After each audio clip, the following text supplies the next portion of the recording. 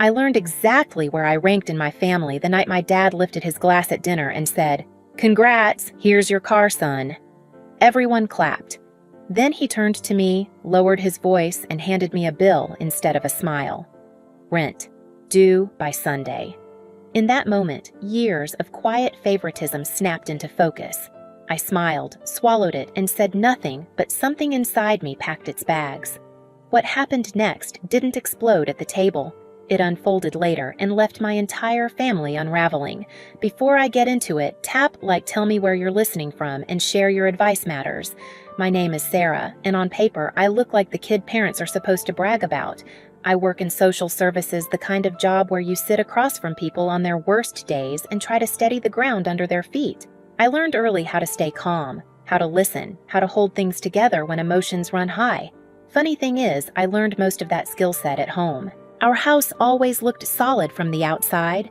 Neatly trimmed lawn, family photos lined up in matching frames, Sunday dinners that started on time. My dad built his career with his hands, turning long days and stubborn pride into a business that paid the bills and demanded respect. My mom taught young kids came home smelling faintly of crayons and coffee and believed peace was something you preserved by not poking at cracks. And then there was my brother. He's younger, charming in an effortless way, the kind of person people forgive before he even asks. Growing up, it felt like we lived under the same roof but played by different rules. When he struggled, the house leaned toward him. When I succeeded, it was treated like background noise, nice expected already accounted for.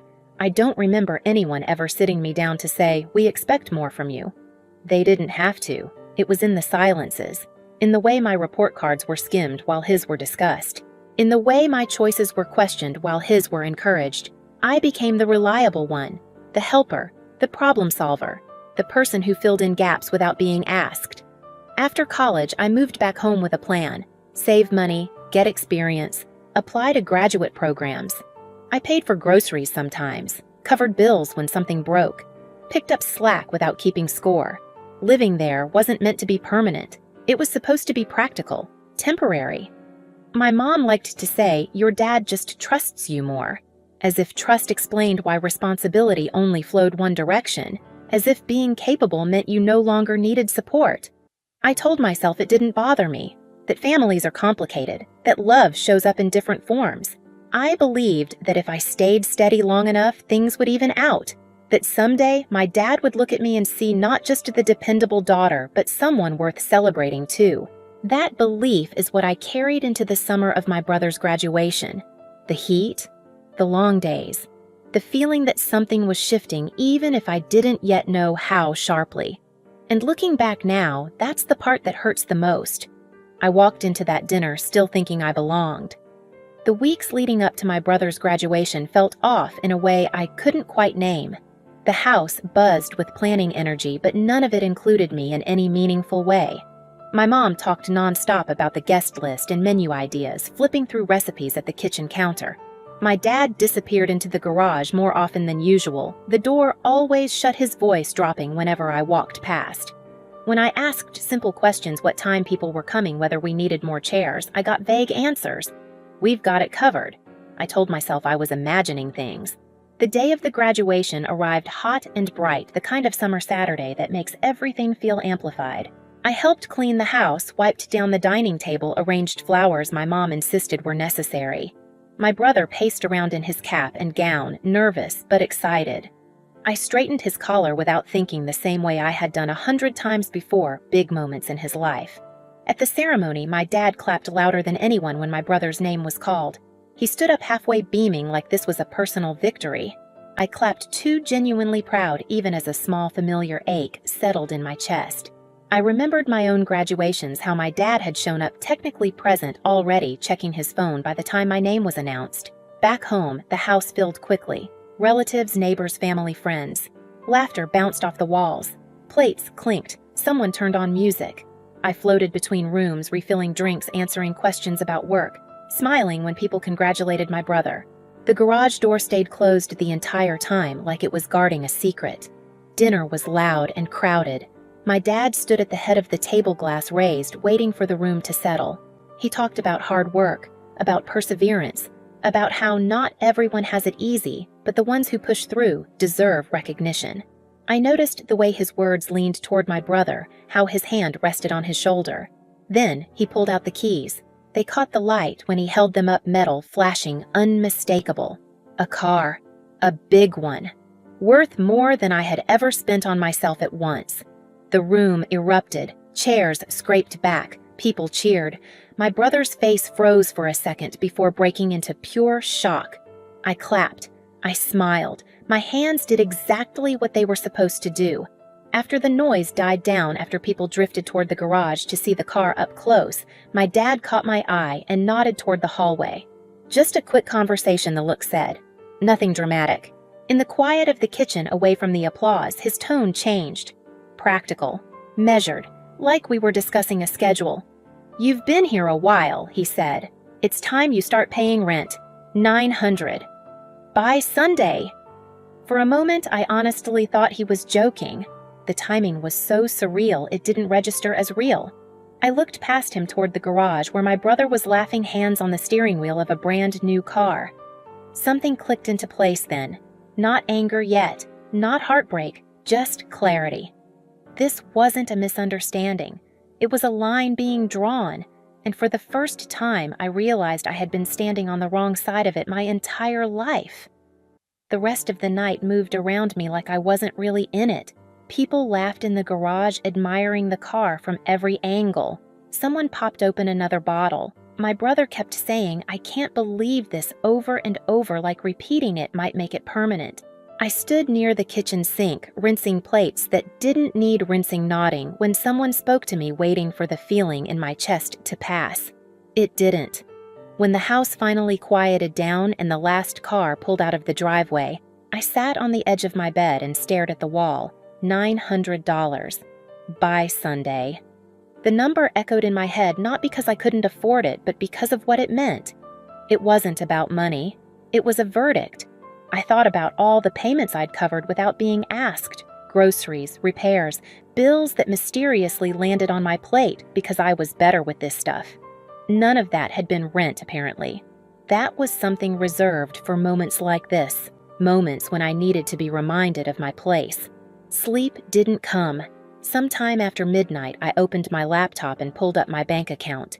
Years of careful savings stared back at me. Enough to move, enough to breathe, enough to stop negotiating my worth one quiet favor at a time. In the morning, the house was already buzzing again. My dad and brother were making plans for a drive. My mom hovered, cheerful in that brittle way she got when she wanted things to feel normal. No one mentioned the conversation from the night before. That silence told me everything I needed to know. I waited until they left. The quiet that followed was heavy but clean. I started with my closet, folding clothes into neat piles. Each decision felt oddly calm. What to take? What to leave? I skipped the things tied to old versions of myself, the ones who believed patience would eventually be rewarded. At my desk, I paused with a pen in my hand, staring at a blank piece of paper. I didn't write an essay. I didn't argue my case. I kept it simple, honest, final. I'm moving out. I'm taking responsibility for my life fully. Please don't look for me until I reach out. I folded the note once and placed it on the fridge, held down by a magnet that had been there for years. Then I carried my bags to the car and didn't look back. The pushback didn't come right away. It started as silence, then a text from my brother asking if this was some kind of joke, then missed calls from my mom. By the time I pulled onto the highway, my phone buzzed again and again in the passenger seat. I didn't answer, not because I was angry, not because I wanted revenge, but because for the first time I was choosing not to explain myself to people who had already decided what I was worth, and that choice changed everything. I didn't go far that first night. I drove until the streetlights blurred together, then parked in a grocery store lot that stayed open late, the kind with buzzing lights and carts rattling in the distance. I sat there with my hands on the steering wheel, breathing in short bursts, trying to understand how a single sentence could hollow out so many years at once. $900 by Sunday.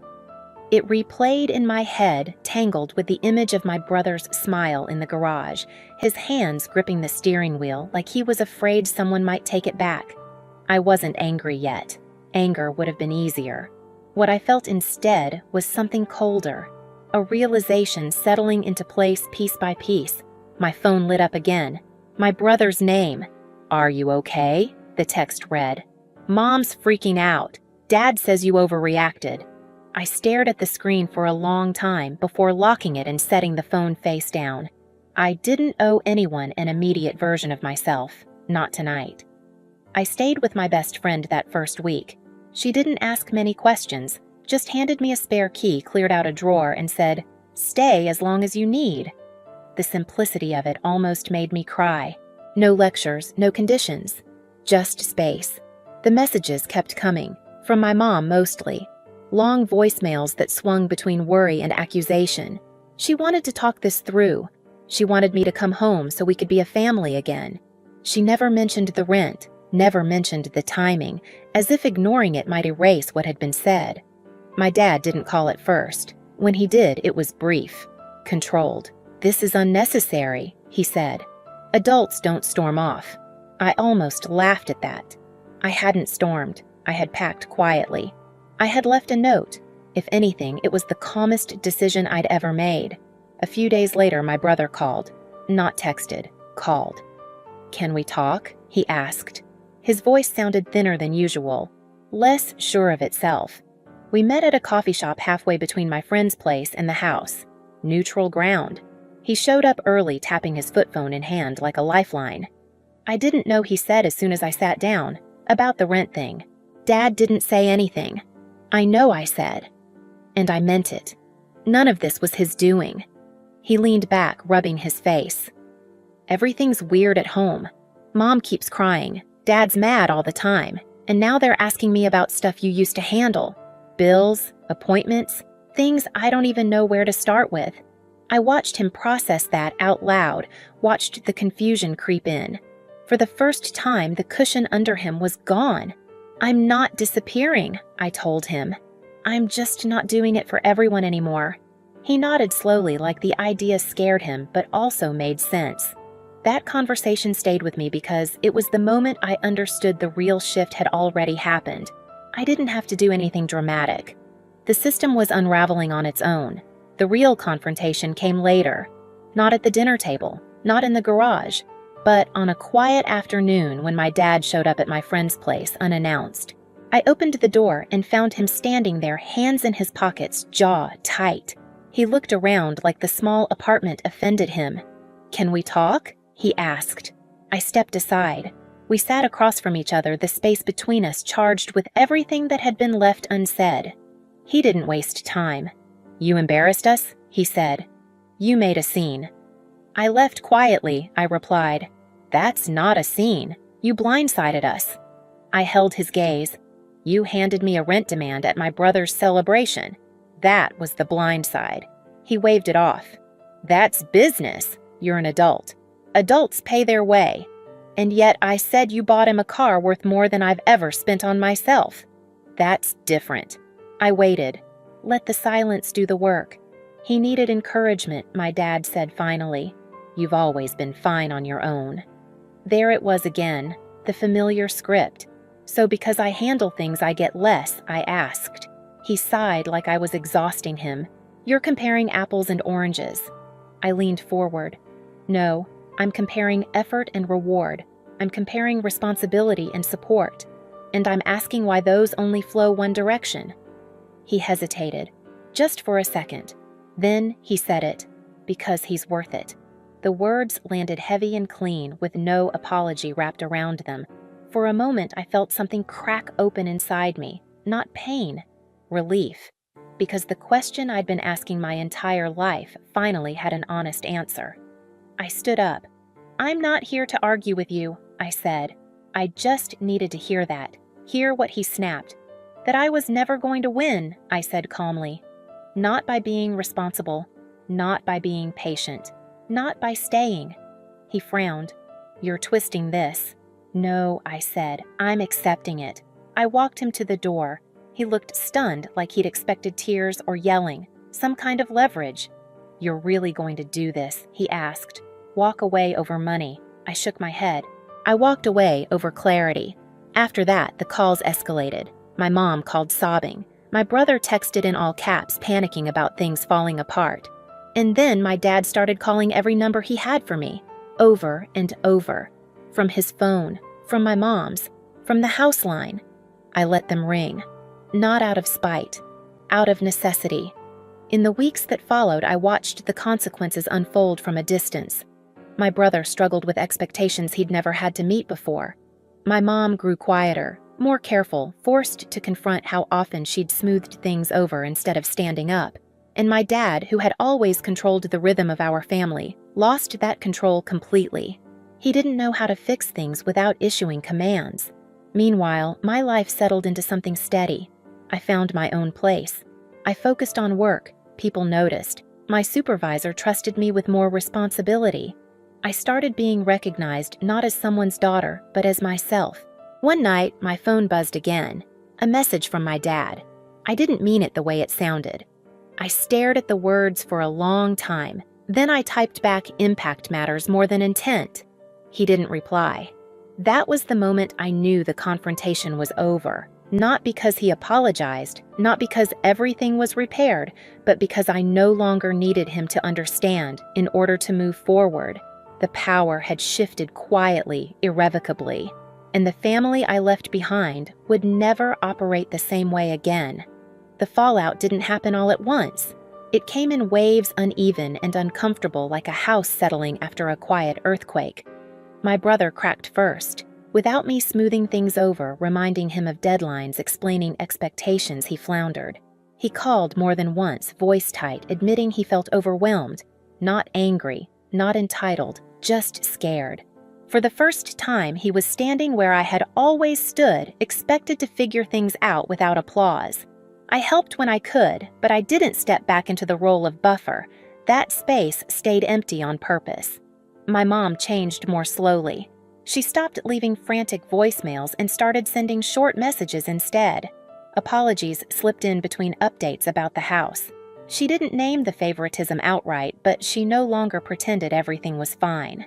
When we met for coffee weeks later, she looked tired in a way I hadn't seen before. Quieter, more honest. I realized my absence had forced her to sit with discomfort she'd spent years avoiding. My dad was the last to adjust. Losing control didn't make him softer right away. It made him smaller. He ran out of orders to give, consequences to threaten. Without my reliability to lean on, his authority stopped working the way it used to. He reached out less often, and when he did, his words were careful, measured. Like he was learning a language he'd never bothered with before. As for me, life stabilized in ways I hadn't expected. My days felt lighter. My work felt meaningful instead of draining. I paid my own bills on my own terms in a space that belonged to me. People around me didn't praise my endurance. They respected my boundaries. I didn't get an apology that fixed everything. What I got was something quieter and more permanent. I got my sense of self back, and that turned out to be the most lasting consequence of all. I didn't go back to being the daughter who held everything together at her own expense. I also didn't cut my family off like a dramatic ending in a movie. What I chose was something harder and quieter. I chose distance with intention. Over time, the rules changed. Conversations slowed down. Expectations softened. My dad no longer spoke in ultimatums because they stopped working. My mom learned that peace built on silence eventually collapses. My brother grew into his own responsibilities, not because he was pushed, but because there was no one left to carry them for him. And me, I stopped measuring my worth by how useful I was to people who never planned to protect me the same way. I built a life that didn't require permission, one that felt steady, honest, and fully mine. Looking back, that dinner wasn't the moment my family broke. It was the moment the illusion finally did. Sometimes walking away isn't about punishment. It's about refusing to keep shrinking so others can stay comfortable. If this story hit close to home, I want you to know you're not weak for wanting fairness, and you're not selfish for choosing yourself. If you've ever had to step back from family to protect your sense of self, share your experience in the comments. Your story might be the one someone else needs to hear. And if you want more real stories like this, hit subscribe so you don't miss what comes next.